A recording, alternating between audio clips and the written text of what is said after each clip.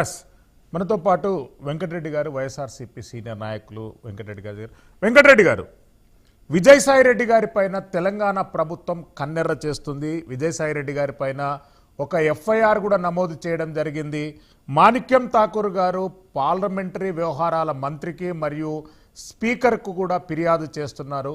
తెలంగాణ ప్రభుత్వం కూలిపోతుందని చెప్పి విజయసాయిరెడ్డి గారు చేసినటువంటి వ్యాఖ్యల పైన పొలిటికల్ వైరల్ అనేది మారుతూ ఎట్లా చూస్తారండి ఈ అంశం?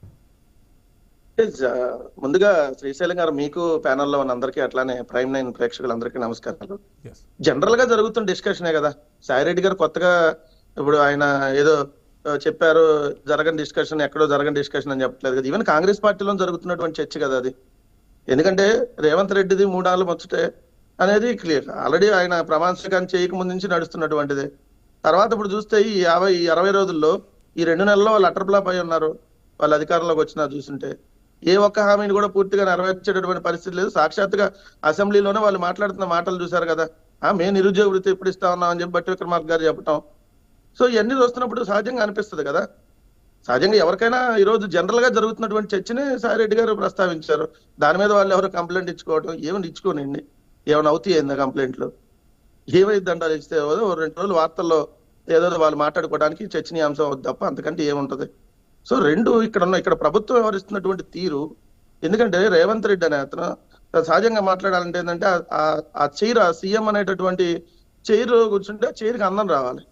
కానీ రేవంత్ రెడ్డి కూర్చున్నాక ఆయన ఏదో ఛానల్ అధిపతి, ఆయనేం కాలు మీద కాలు వేసుకుంటాడు, ఈ ఏకవచనంతో పిలుస్తాడు ముఖ్యమంత్రిని, ఆయనేమో ఈయన గారు అని పిలుస్తాడు యాంకర్ని.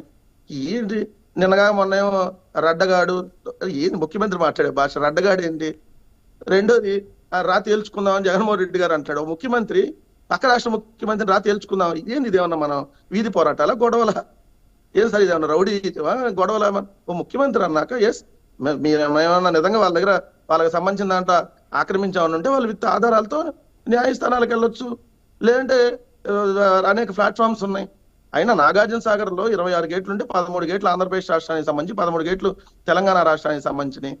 మా భూభాగంలో ఇప్పుడు దాకా వాళ్ళు ఉంటే మా భూభాగాన్ని మేము స్వాధీనం చేసుకుంటే, ఆక్రమించుకోవడానికి మా భూభాగంలో మేము రావడానికి చాలా తేడా ఉంది కదా.